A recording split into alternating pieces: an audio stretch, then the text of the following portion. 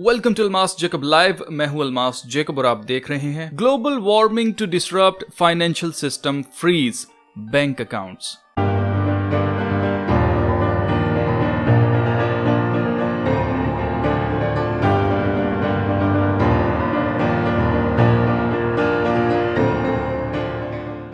World Economic Forum ने 26 नवंबर 2021 को अपने YouTube चैनल पर यह वीडियो डाली, जिसमें हमें खबरदार किया जा रहा है कि क्लाइमेट चेंज की वजह से फाइनेंशियल सिस्टम यानी हमारे बैंक अकाउंट्स फ्रीज हो सकते हैं।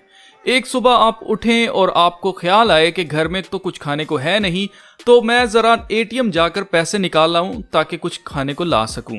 आप ATM जाएं और अपना कार्ड मशीन में डालें और मशीन आपसे कहे कि सॉरी, आपका अकाउंट फ्रीज हो चुका है, हम आपकी कोई मदद नहीं कर सकते। तो आपको कैसा लगेगा? ऐसा ही कुछ करने वाले हैं ये साल 2022 में। आप पहले ये क्लिप देखें, उसके बाद बात करते हैं।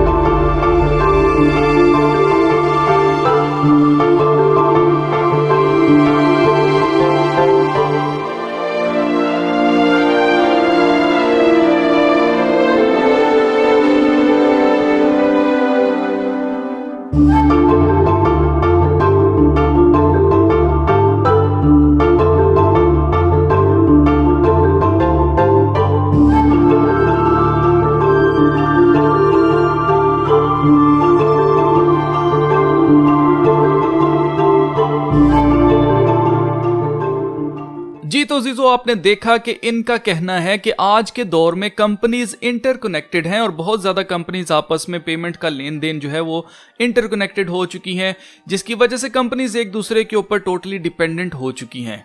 इसलिए पैसे के लेन देन में रुकावट आ सकती है, जिसकी बड़ी वजह खराब मौसम या शदीद खराब मौसम हो सकता है या कोई साइबर अटैक भी हो सकता है।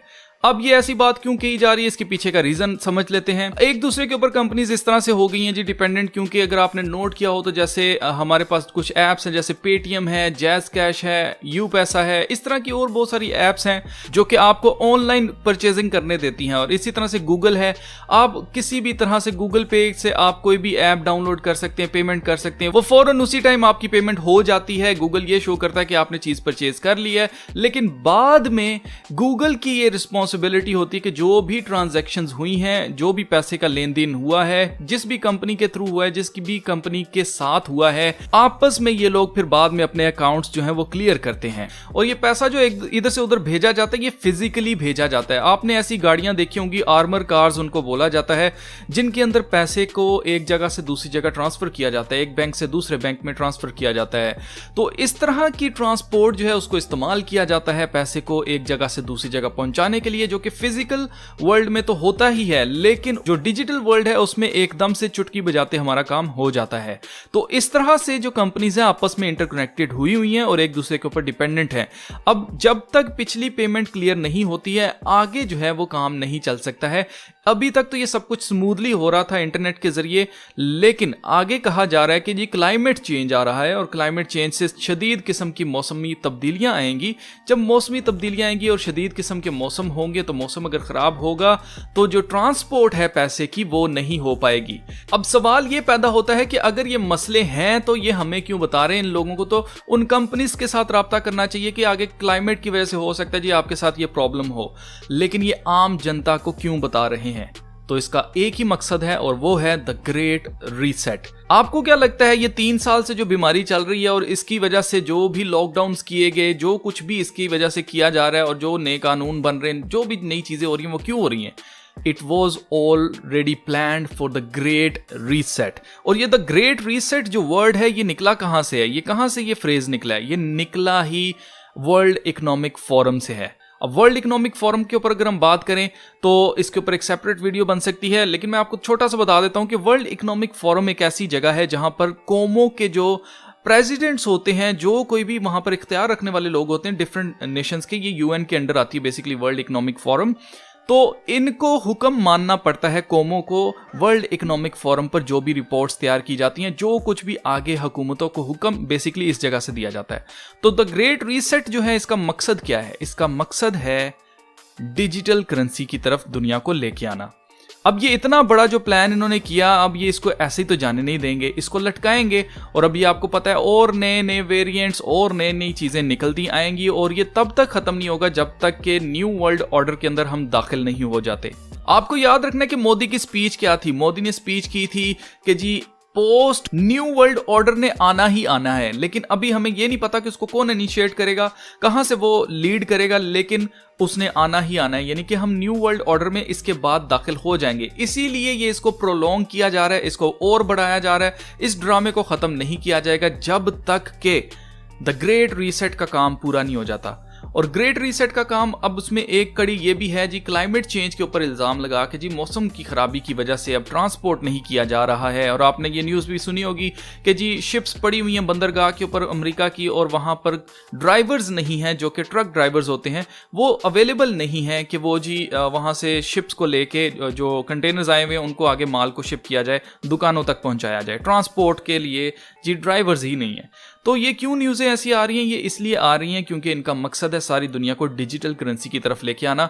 अब ये कुछ भी हो सकता है ये क्रिप्टो करेंसी को ही इस्तेमाल कर लें, या हो सकता है कि ये अपनी डिजिटल करेंसी बनाए। अभी कुछ भी हो सकता है, हमें नहीं पता इन्होंने क्या प्लान कर रखा है, लेकिन इनका प्लान ये है कि दुनिया को डिजिटल करेंसी की तरफ लाया जाए। और जो कुछ अभी आपको बता रहे हैं कि जी आपका फाइनेंशियल सिस्टम जो है वो डिसरप्ट हो सकता है, खराब हो सकता है, क्योंकि जो कंपनीज है वो आपस में डिपेंडेंट है। तो मैं आपको बताना चाहता हूं कि आगे फ्यूचर में जैसे फिजिकली दुनिया को लॉकडाउन कर दिया गया था 3 महीने के लिए, इसी तरह आगे ये काम ये करने वाले हैं कि बैंक अकाउंट्स को किया जाएगा फ्रीज, और कहा जाएगा कि जी जनाब ये क्लाइमेट चेंज की वजह से हो रहा है, या कहा जाएगा जी कि मौसम की खराबी की वजह से ट्रांसपोर्ट नहीं हो पा रही है, ड्राइवर्स नहीं है, हमारे पास गाड़ियां नहीं है। कुछ भी इल्जाम लगाकर ये बताने की कोशिश की जा रही है कि हमें डिजिटल होने की बहुत ज्यादा जरूरत है। लेकिन साथ ही यहां पर इन्होंने एक बात और की है कि एक साइबर अटैक भी हो सकता है। साइबर अटैक क्या होता है जी? हैकिंग करते हैं कुछ लोग जो कि बैंक्स को भी हैक कर लेते हैं, वहां से पैसा जो है वो ट्रांसफर कर लेते हैं। और जब डिजिटल सब कुछ हो जाएगा, अभी तो चलो नोट्स की वजह से पता चल जाता है कि फलां नोट जो है उसके ऊपर सीरियल नंबर ये था, उसकी वजह से पता चल जाता है कि जी किसने ये किया होगा।